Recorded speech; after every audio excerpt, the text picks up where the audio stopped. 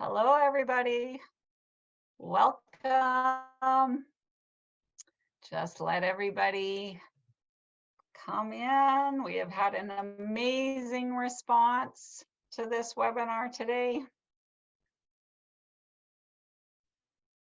My name is Jackie Eaton, and I am with the Saskatchewan Prevention Institute. I'll just do a little bit more formal once we get more people in.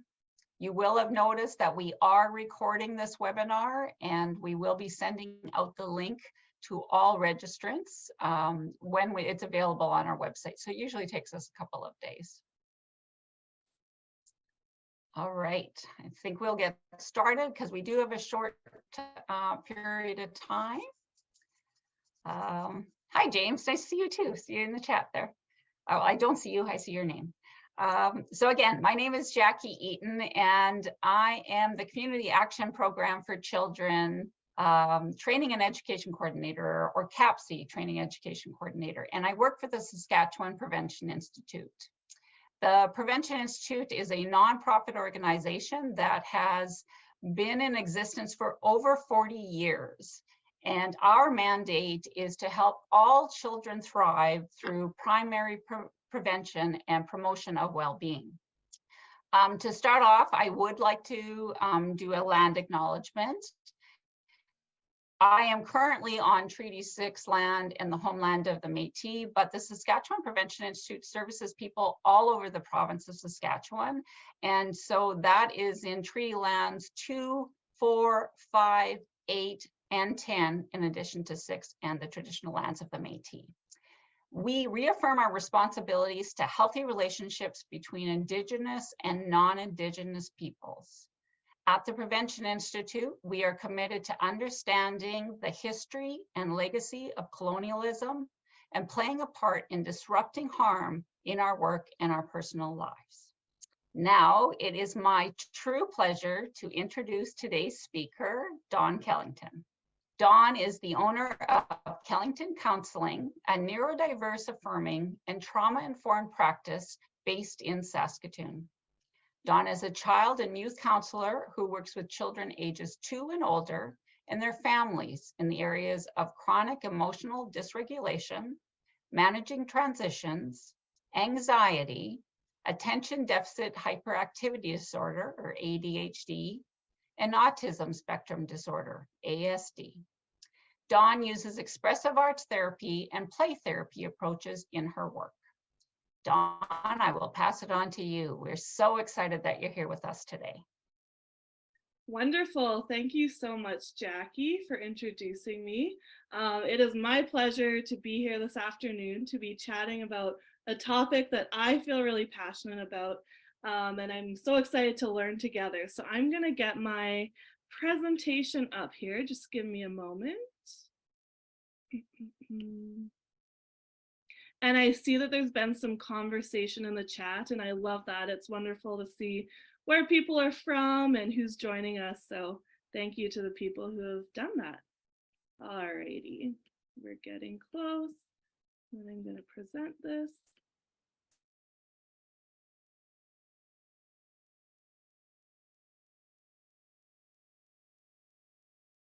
All right, I'm hoping that everyone can see my slides now.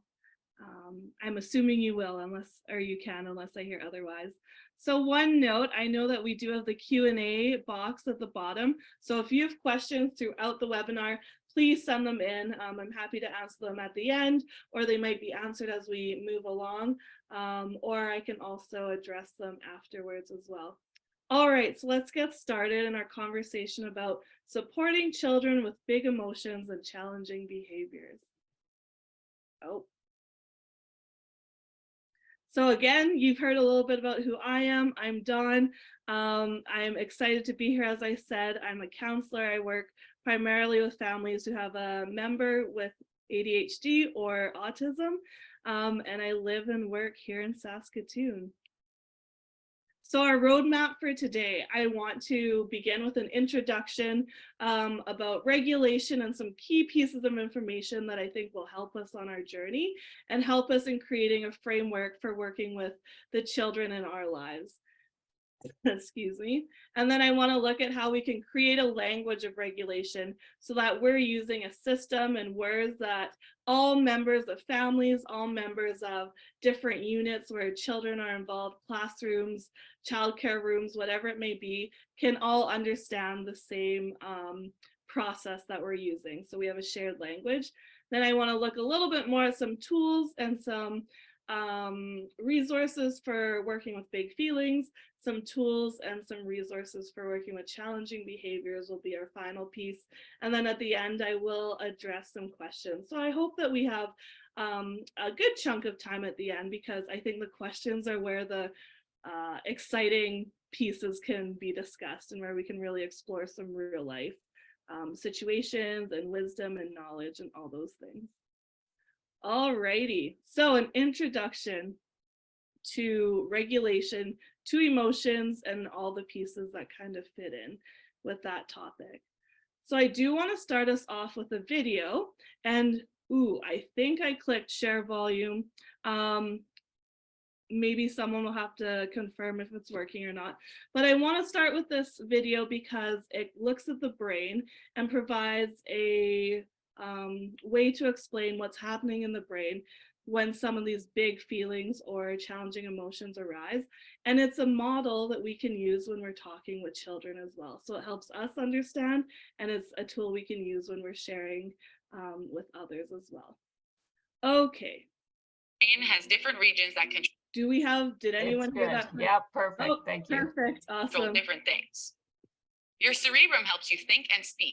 Your prefrontal cortex helps you make smart decisions. Your cerebellum helps you move and balance. Your hippocampus helps you store and find memories. Your amygdala is where you feel your emotions. And your brainstem controls your involuntary movements like your breathing and your heartbeat. Now, I want to show you something really cool. Today, we're going to take on the challenge of learning how to use our hands to visualize the structure of our brain.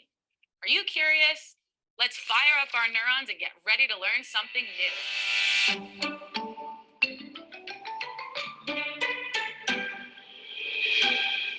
We're going to use our hand to make a model of our brain. Hold up your hand like this. We start with our wrist and palm. This represents our brainstem. Now, fold your thumb into your palm, just like this. Can you do that? Your thumb represents the amygdala. These parts of our brain, our brainstem and our amygdala, are some of the earliest parts of our brain to develop and sometimes get the nickname of lizard brain. You'll learn a little bit more about that with Dr. Nagler. But for now, let's keep going with our hand model. We have more sections of the brain to make, don't we? Now that we have our amygdala, wrap your fingers over your thumb to make a fist, just like this. These fingers represent our upper brain. Back here is our cerebellum. That keeps us balanced. Up top, we have our cerebrum. That helps us think and speak. And right up front, we have the prefrontal cortex, which helps us make smart decisions. This is our hand-brain model, and it's a great symbol of our brain. It's not exactly what the brain looks like, but it can help us communicate things about our brain and how we're feeling. Like, look at this. See how our cerebrum and prefrontal cortex wrap snugly over our amygdala, keeping it nice and secure? When our prefrontal cortex is in control, we feel happy, calm, and focused. We are ready to do our best learning. But we don't always feel that way, do we? Sometimes we feel upset, or angry, or frustrated, or too excited. Sometimes we even feel so silly, it feels like we're losing control of our bodies. And that's okay. We all have times where our emotions take over and we have a hard time focusing and making smart decisions.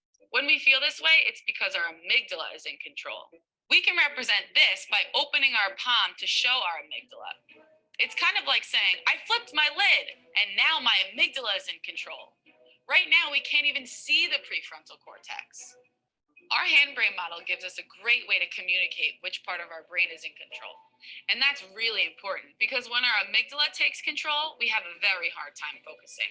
The amygdala is great at emotions, but not so great at making decisions. But why is that?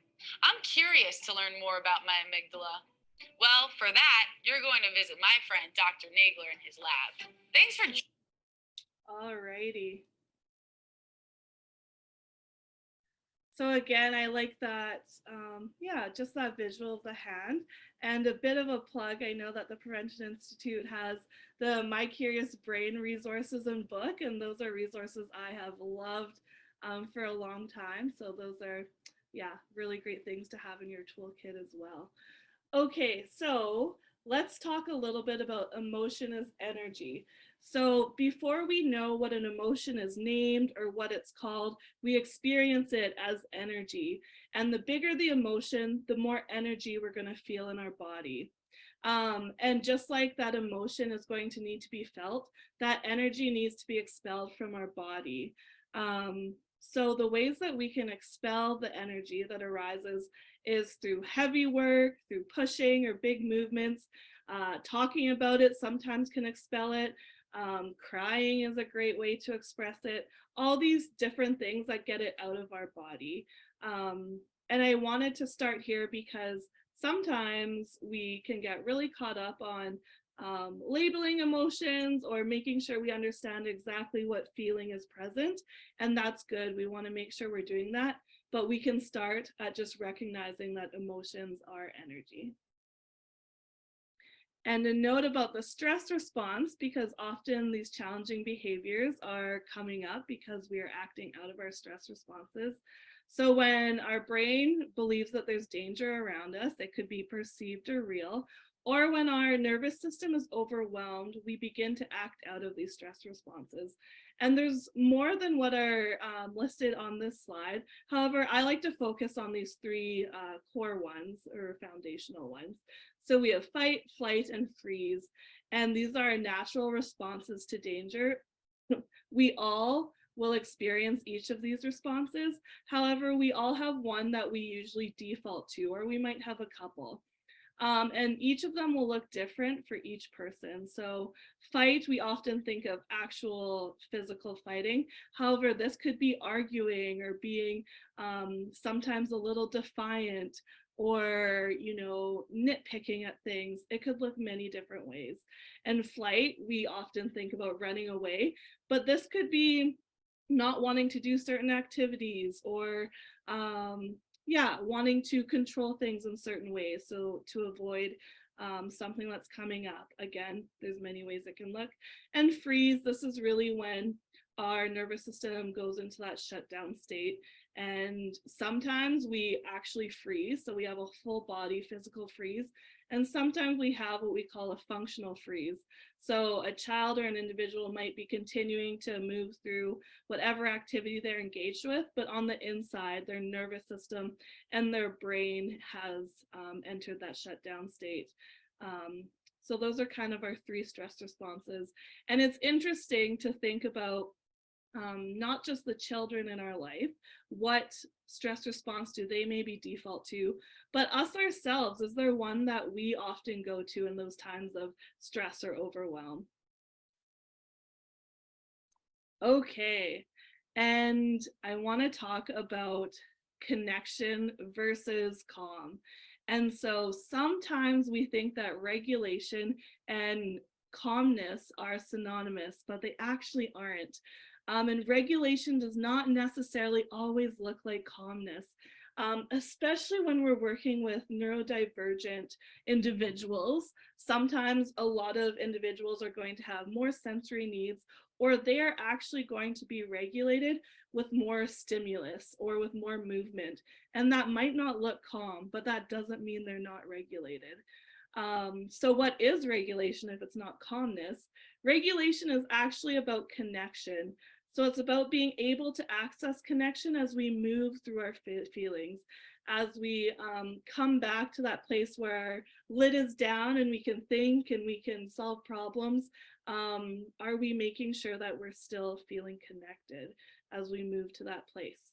And connection involves feeling connected to ourselves, to our mind, to our body, and also connection to others, the especially safe adults that are around us, as well as our environment or the space that we're in.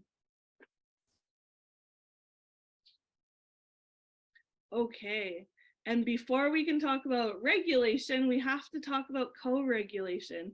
So before a child can learn to regulate themselves, They need to witness it, they need to see it, and they need to experience it. And they do that through co-regulation or being in the presence of external sources of regulation. And this first starts with their caregivers, their primary caregivers, and then it moves to additional adults of attachment or caregivers that may look like coaches or teachers or those other important people. And so does this mean you have to be calm if you're the primary caregiver of a child 100% of the time? As if we think about our last slide, no, not at all. Because really what we want to try to do is be connected to ourselves, to others, and to the environment around us as we're moving through different emotions. It doesn't mean that it's your responsibility to always be calm. And another note on that is that none of us are regulated all of the time. That's the one common denominator of being human. And so it is really great for children to have the opportunity to co-regulate with a diverse group of safe adults. And so I know that we've all heard the saying, it takes a village, but it really does take a village to build those co-regulation and regulation skills for our children. All right, and then a note about the caregivers and attachment, because really when we talk about regulation, attachment is the foundation. So engaging in those serve and return activities where we are present to a young child or a baby, and we are mirroring what they're doing. We're going back and forth in song or games or activities. Those are really the foundation of regulation. So it starts young, and that doesn't mean that if those early years looked a certain way that we can't build regulation. Not at all. We're always growing our brains, and we can always grow from where we are. So when we think about attachment in the framework of regulation, we need caregivers for children that are safe havens and also secure bases. So what this looks like, or what I think of, is a playground. So at a playground, we might have a child who, let's say they're 4, and the slide is quite tall. They need a secure base. So maybe that's a dad or an auntie who's sitting on the bench, maybe 20 feet away, and they're watching, right? And maybe the child turns back and kind of looks back, and the dad says, "You can do it, you've got this, I'm here." And then the child climbs up the stairs to the slide. They look a little nervous, they look out, and dad or auntie or grandma or mom is waving and smiling and nodding encouragingly. And then slowly they go down the slide, still looking quite apprehensive. But again, they're always looking to that secure base person, that person that is going to reassure them that they're safe and they can take the risk and come back to their secure base at any time. And then caregivers a safe haven. Let's say that they go down the slide, it's a little faster than they thought, and they take a bit of a tumble at the bottom. It's a little bit jarring, they're okay, but their nervous system is a little activated. And so they need that safe haven person that they can go to for comfort, for support, to know that it's okay, and that they can have someone to co-regulate them from that experience that felt too big. And children require thousands of attunement interactions. So thousands of those interactions that build that strong attachment with their caregivers. And this, I hope, isn't an overwhelming thought. This is actually a really exciting thought, because it means that every time that we are present in teeny tiny ways, every time we smile, every time we are interacting with a child, we are adding to that chain link fence of attachment and security and attunement that's going to serve them really well as they grow older and are developing their regulation skills.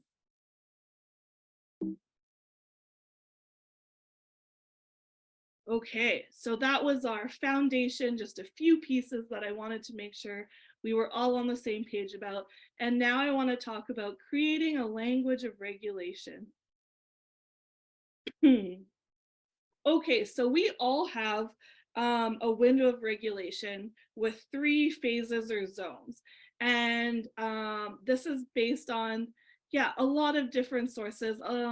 I would say Deb Dana and her work with polyvagal theory is where I take most of my information from.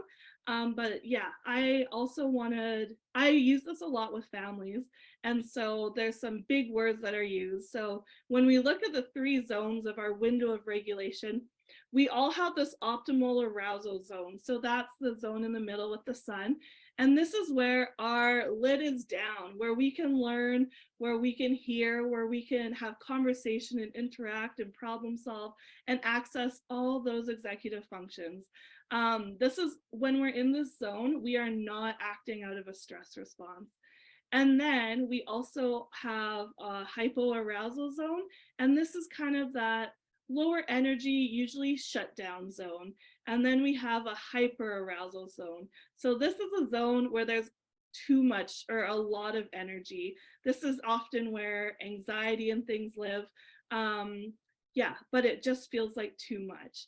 And so we have the hypoarousal, the hyperarousal, and the optimal arousal zones. And everyone's pieces are going to be maybe smaller or wider. It really depends on our experiences, our co-regulators, and our environment and everything that is going on in our lives. Oh, and one other note, and it might be on a future slide, but I'll mention it now, is that I use weather images because I find that a lot of kids connect with that and they will understand like the concept of what it feels like to be a twistery tornado and like maybe a rain cloud and then the sunny zone. But you can cater this to whatever a child's interests are or whatever's going to make sense in your setting and in your culture. So I know a lot of little ones are really excited about dinosaurs, and my dinosaur knowledge is limited, but I'm sure that you could fit in dinosaurs for these zones, or maybe different characters or even colors. I like to steer away a little bit from the red, yellow, green zones, but if a kid, really likes, they feel like maybe purple represents one, that's fine, or green or blue or whatever it is. However, this is going to make sense for you and the children in your life, then that's what it should look like. Okay, yes, so just a little bit more about each of the zones.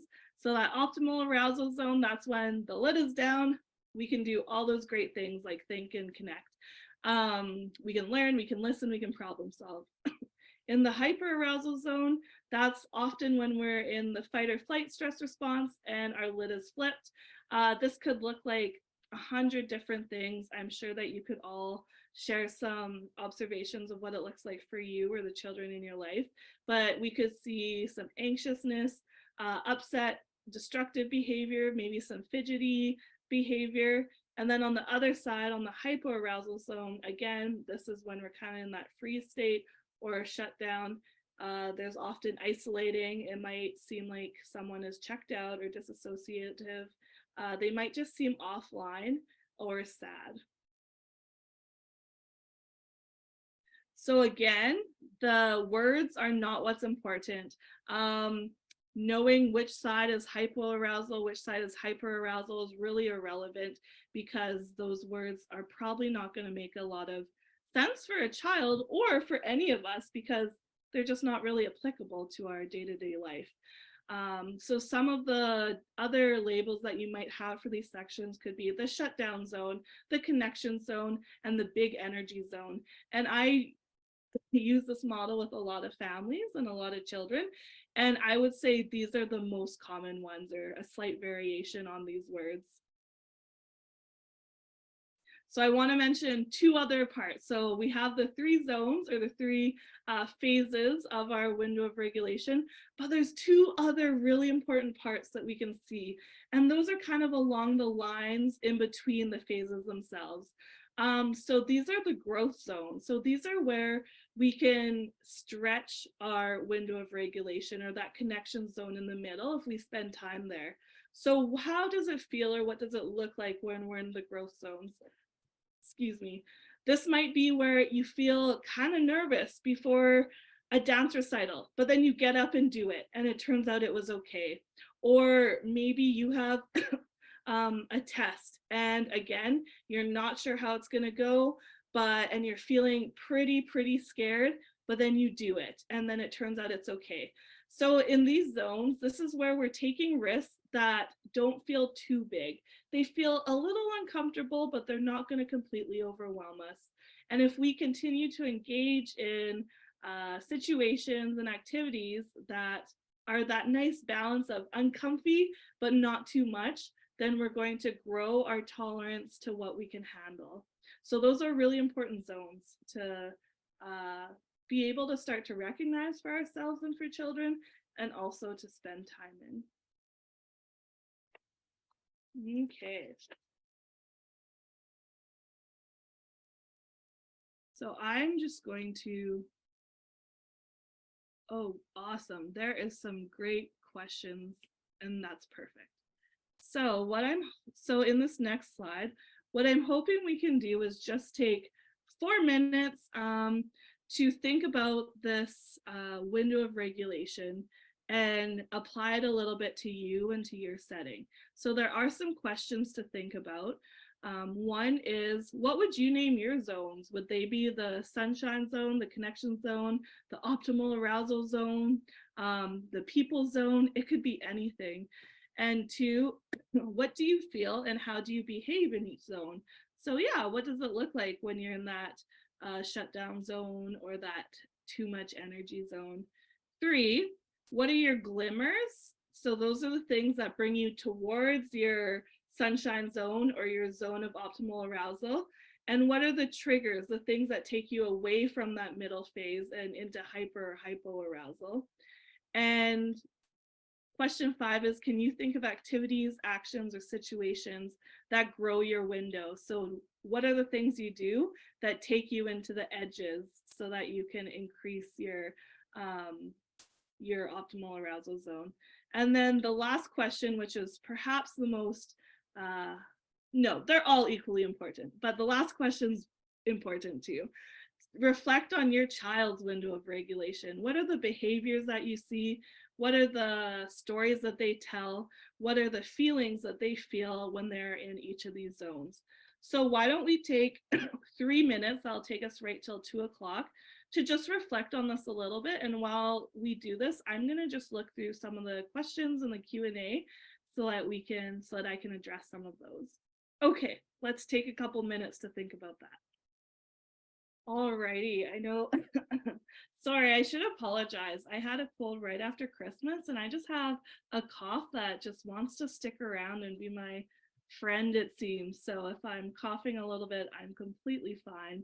I think I'm gonna be coughing forever at this point. Okay, so I know that wasn't very long to think about those phases or those zones for you and what your window of regulation looks like.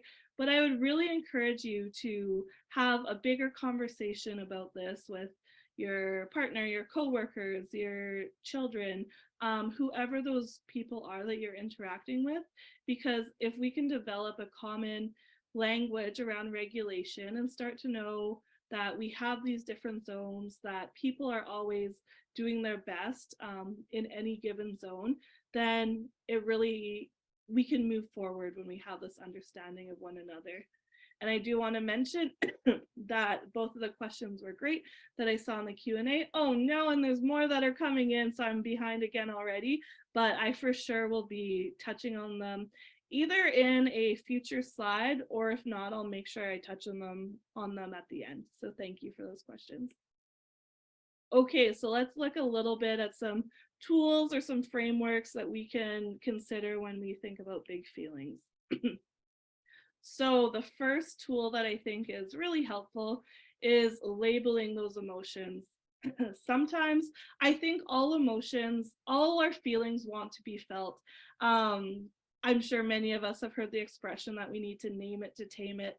And really, yeah, whenever we can start to be more specific about what we're feeling or describe it, then that in itself is going to help us dispel some of the charge that can come with the really big feelings.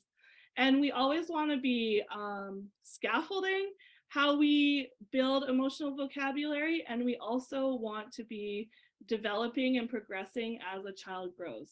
So for example, most children at quite a young age are going to be able to understand, well, I guess the very first step is energy, right? Understanding emotions are energy. And then we kind of have good versus bad. So a child can know if they feel good or if they feel bad. And then we kind of move to angry, happy, and sad. Those are kind of the key ones. And then from there, as a child grows, we can begin to get even more specific and think about all the different feelings. And what they might, how a child might describe the exact feeling that they're feeling. So I have just a few on the slide, but I'm sure we could all think of hundreds of different feelings. And I also really like to, there's lots on Google, you can find emotion lists, and these can be really helpful because I tend to think and use the feeling words or the describers that I experience. However, those might not be the common feelings that a child feels. And so it can be really helpful to get a more comprehensive list so that you're making sure you're offering options that maybe aren't super common for you. So when we're thinking about labeling emotions, I think most of us think about the words, again, the sad, the mad, the bad, the angry, the irritated, all those different feelings that we name. But some children, especially sometimes younger children, and also sometimes neurodivergent children, are going to connect more with non-emotion descriptors. And these are words versus non-emotion descriptors. One isn't superior, they're both good, and most individuals are going to use a combination of both throughout their lifetime. So when we think about labeling emotions in this way, weather often comes up. So thinking again, like, I feel like a tornado, or I feel like there's a rain cloud in my head, or it feels really stormy. Those are all, again, labels that children use, and they're good because they're helping others understand the experience that they're going through, and they're helping them create that story or give meaning to the feeling that they're feeling. Sensations are another big one. So I feel really hot is one that comes up for anger often, or I feel like there's like my skin's prickly sometimes is one that comes up for nervousness. Lots of tummy sensations come up for anxiety. And some kids really like to use colors.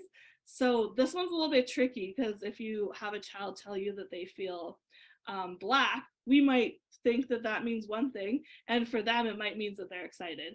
But again, what's important is that it makes sense for them, and they can share and elaborate on what that descriptor means. We can always ask those questions to find out more. And often kids will also say, I feel like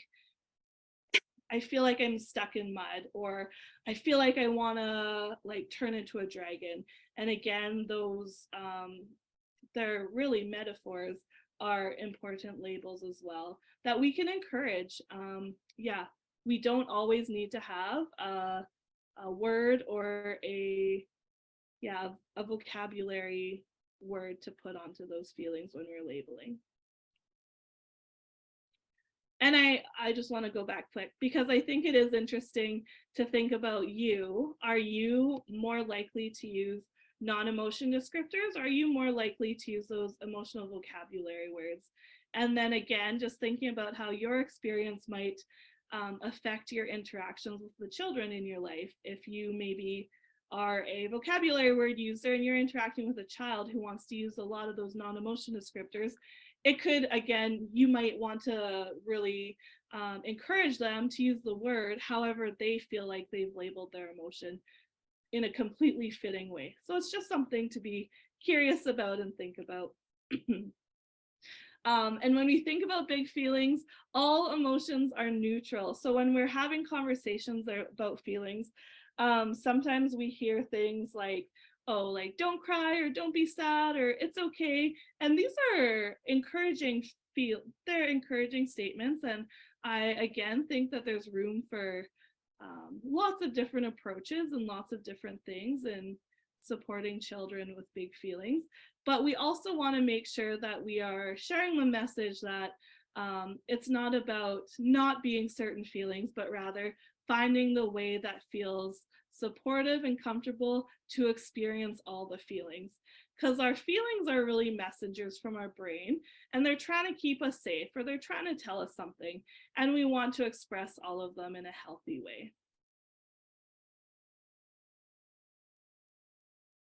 So making space for big feelings. Excuse me. Yeah, I think that, sorry, I had like 5 thoughts in my head come in at once, so I want to make sure I'm funneling them all in. But I think that along with labeling, maybe the very key tool that we can have in our arsenal for supporting children is validating. Again, because this is building that sense of attunement, it's helping to co-regulate. So we always want to make sure that we are finding a way to validate whatever the child is feeling.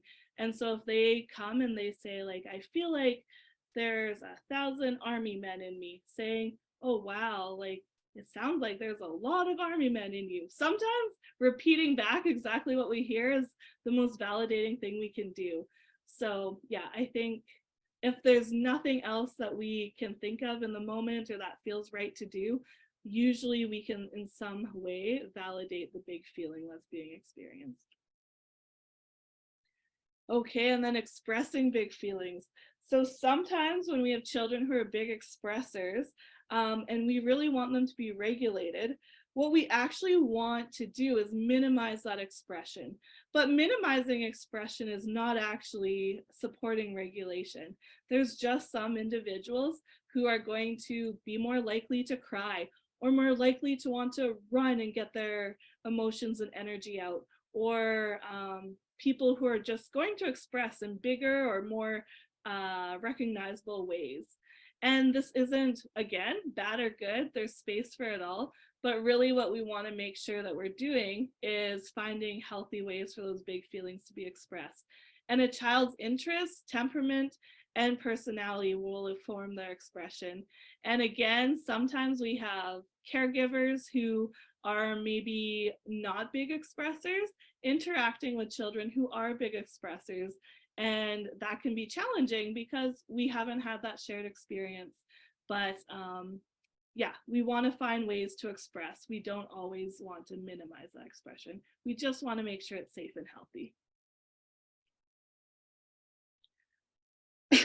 So one really great tool, it's quite simple and it can be used in almost any setting I can think of, with any big feeling, but it's just using the simple exercise to ground us using our senses.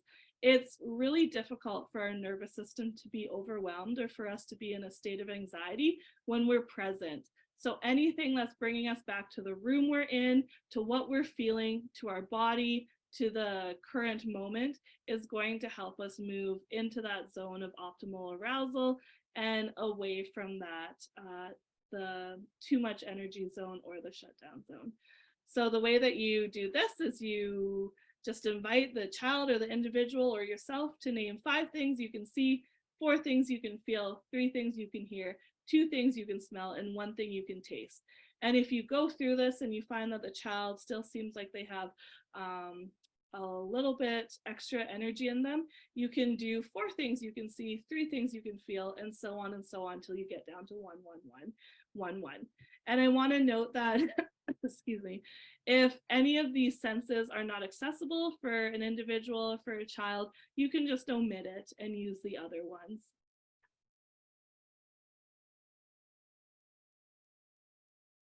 Okay, so now I want to look at some tools for challenging behaviors. Okay, so step 1 when we are in the midst of supporting a child who is experiencing a big behavior or they're in a moment of dysregulation, we want to focus on regulating. So Bruce Perry has a system and it's the 3 R's, and I like to add, well, there's kind of an extra R. So when we think about how to manage tantrums or big expressions of behavior, we want to take a moment to regulate ourselves as best as we can. And then we want to focus on regulation with the child. So big behaviors indicate a child is not in their window of regulation. And during the behavior, the goal is not discipline or reflection. We just want to try to get that lid down so that we can get them to a place where they can connect.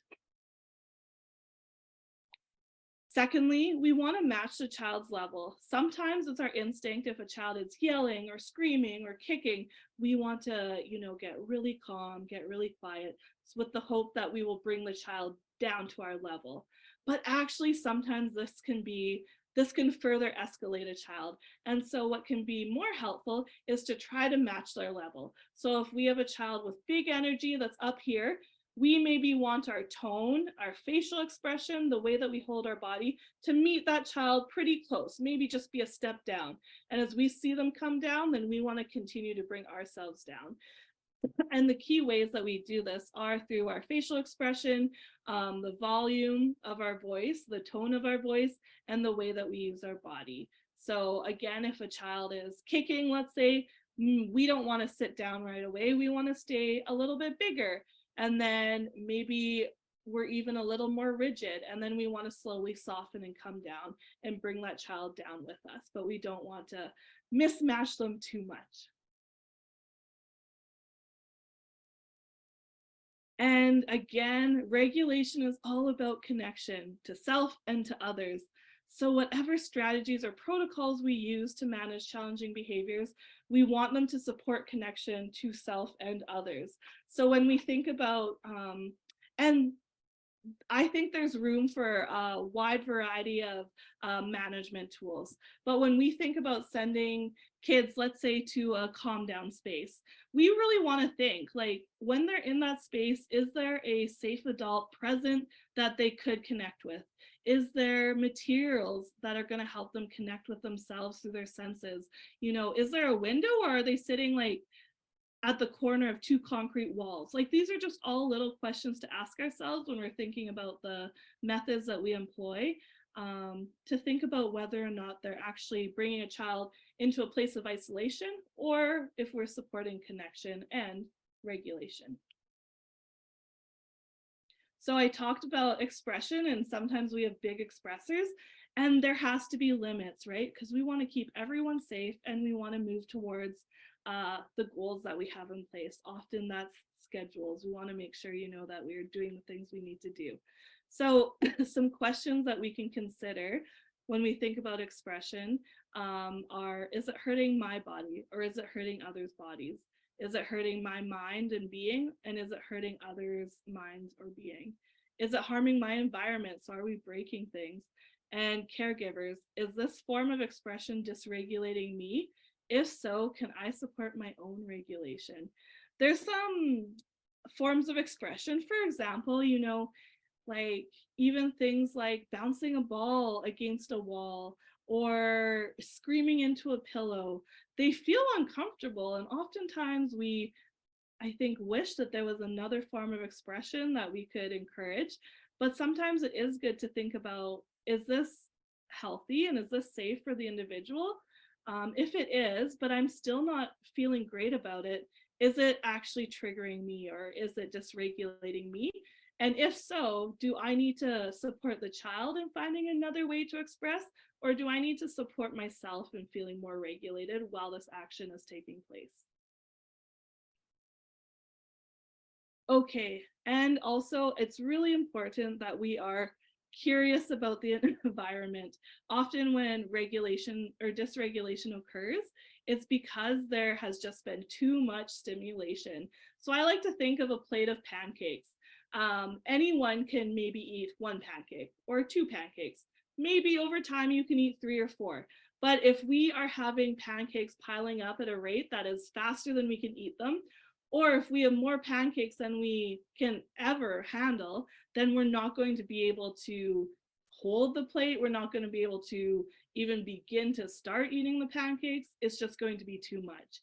And so there's going to be children who are going to have sensory sensitivities or certain sensory needs. And we want to make sure that we're aware of what sounds are present, what visual stimulus is present, what textures are present, present, because lots of these little pieces are things that we can make tweaks for, that we can alter to support regulation, and they can make such a huge difference if we can begin to down or up regulate a child using the environment and the input that they're taking in. Yeah, there can be a big change in regulation. And I wanted to talk a little bit about consequences and rewards. So I think there's, yeah, again, I'm not here to say that there's certain ways of handling big feelings or challenging behaviors that are bad or off limits or good or the best. I think that everyone really does know their setting the best. But I wanted to offer a couple thoughts about consequences and rewards. So I think it's important, especially when we're working with children who are experiencing chronic dysregulation, it's important that we use consequences that are connected to the action and comparable in size. So what this means is that we want it to be as close to a natural consequence as possible. For example, if a child is upset and they dump out the entire bin of blocks on the floor, a really comparable consequence is that once they're, regulated, they help pick up the blocks. That makes sense. It fits together. And it's comparable in size. So if they dump the bin of blocks and we tell them that they need to pick up all the toys in the entire room, from my perspective, the sizes don't match. So that's my note about consequences. And then rewards. Yeah, I think that rewards have a place in managing challenging behaviors. And I always hope that they're child-led. So I hope that the child is involved, the child is exercising their autonomy and their problem-solving skills to come up with what rewards could look like.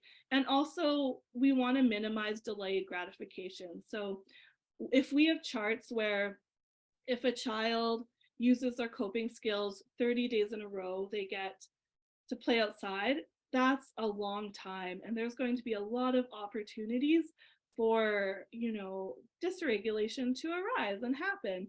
And then that's going to be discouraging, or that's probably not going to be motivating in the end.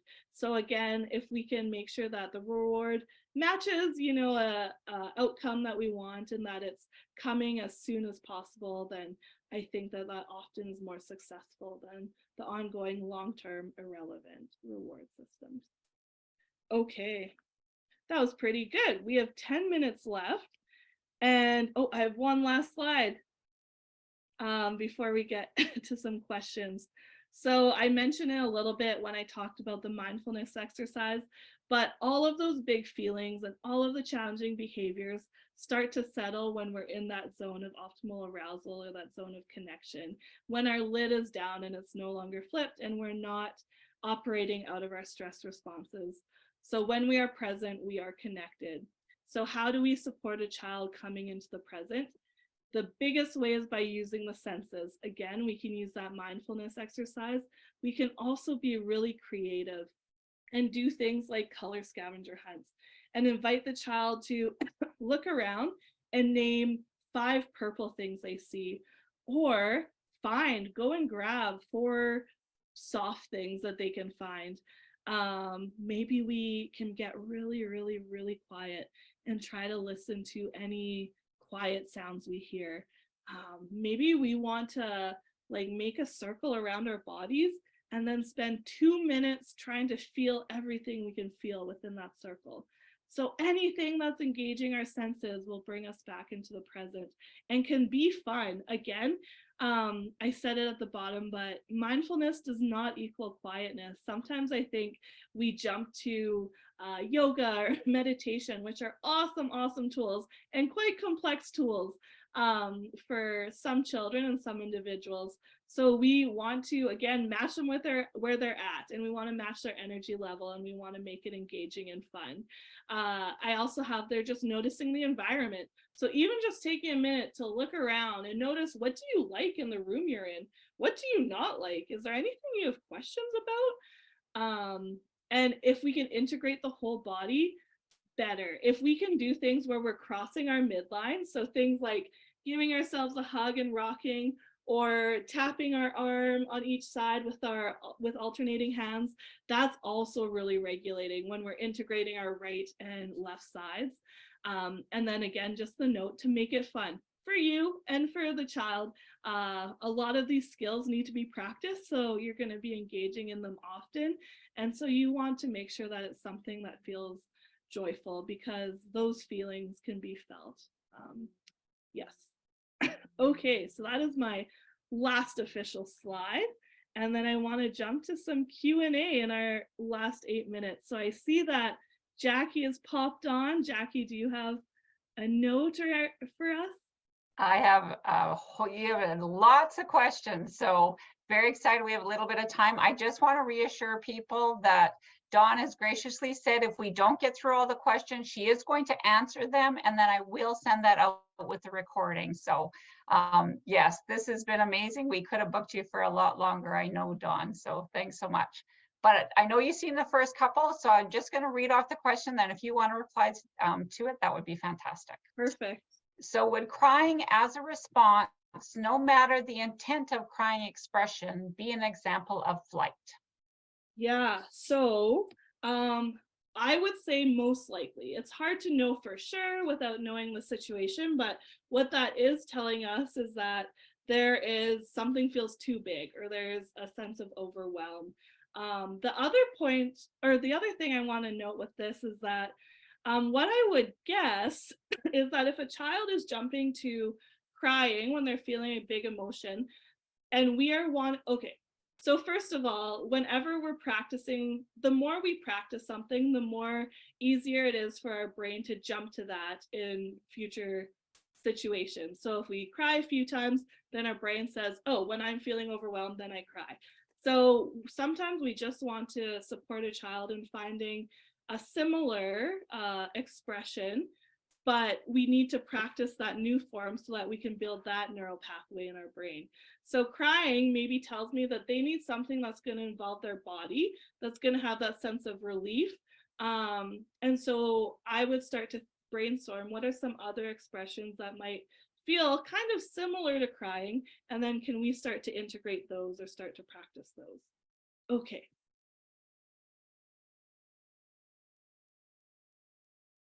Uh-oh, I can't hear you. Sorry, I'm muted. So can you elaborate more on why you stray away from red, yellow, green zones in your work? Yeah. This person has said their colors are super important. Great Work. question. And I think that if they're working, that's awesome. My thoughts are that sometimes there are connotations really early on with red, yellow, and green. And sometimes red can feel like the bad zone. And that's, not always going to be helpful. Also, sometimes red, yellow, and green don't mean anything for a child, so it's hard for them to connect with. And also, if we are using these colors, it's just important that we are being explicit about what they mean so that a child isn't assuming that maybe red is bad, or anything like that. Those are my initial thoughts. Perfect, thank you. All right. Oh, I guess I want to say one other thing. I also think that when we use those really clear-cut zones, it's tricky because a child might be trying really, really, really hard to do green zone behaviors, but it's just they're just in a state of dysregulation that's keeping them in the red zone or in the yellow zone. And so sometimes I think that those systems don't recognize the nuance of all the things that go into a person's window of regulation and capacity. Excellent. Thanks so much. All right. This person wrote, a coworker and themselves recently learned that the term trigger is being replaced with activate in the mental health field. Do you have any thoughts on this? I like activate more than trigger. In polyvagal theory, they do use the terms glimmer and trigger. But activate, I think, feels nicer. So I think activate is a great replacement for trigger. Excellent. Okay, how do you help a child with anger issues? A child constantly gets angry and lashes out at the one person that is constantly around. Yeah, so the first thing I want to say to this is that often when there's a child who is lashing out to one safe person, it's because that they do feel that they're in a safe space or in a safe relationship with that person. So I know it can be discouraging, but sometimes it is important to remember that they feel like it's okay or safe for them to have those big feelings. I would be really curious. So I see this happen a lot with school. So a child is at school, things are fine, and then they get home and all the big feelings or all the challenging behaviors come out with one caregiver. And what can be really helpful is to think about the sensory input. So back it up right through the whole day or what's happening. And are there sensory sensitivities, or is there too much or too little that they're needing that we can address? And then sometimes those anger issues just spontaneously decrease when we address the sensory needs of the child. Excellent. Okay, I think we have time for at least one more, I hope. Can you discuss stimming? This person has a 7-year-old grandson with ASD. For sure. So stimming is like our body regulating itself in ways that make sense for us. So I think that, again, if stimming is safe for our bodies, safe for the environment, then it can be a really useful tool. Again, it might be helpful to know exactly what the stim is, but for the most part, I think we're moving to a place where we're recognizing that stims are really healthy ways of expression and handling too much or too little. And yeah, they're good or neutral. Great. Okay, well, I think we still have several questions, but we're at the last minute. So I just wanted to let people know I am going to, Dawn is available. You can contact her through her website at, and I'll just put that in the chat. I love this. I wish I wasn't the moderator because I'm trying to write notes. I'm definitely going back to watch the recording. It was fantastic. All the tips and the tools, just really great. I really, really appreciate having you here, having you do that. I want to just reassure people that did ask questions. We are going to get answers and we will share those with you. Yes. When you, just for everybody that is participating, when you close off on your webinar, you are going to be prompted to do a survey just to give us some feedback on how this webinar was. And the most important thing is if you have other topics that you're interested in, please let us know. That is how we at the Prevention Institute really try to respond to the community and what those needs are. So there's always a section in saying, you know, what other topics are you interested in? So thank you so much for taking your time this afternoon to join us. I will be sending out the recording, and thank you, Dawn. That was beyond expectations, and just really enjoyed the afternoon and look forward to future connections. So you're getting piles of thank yous in the chat. I don't know if you're seeing all that, but people are just loving it. So awesome. All right, that is it for today. We look forward to connecting you with you all in the future. Take care.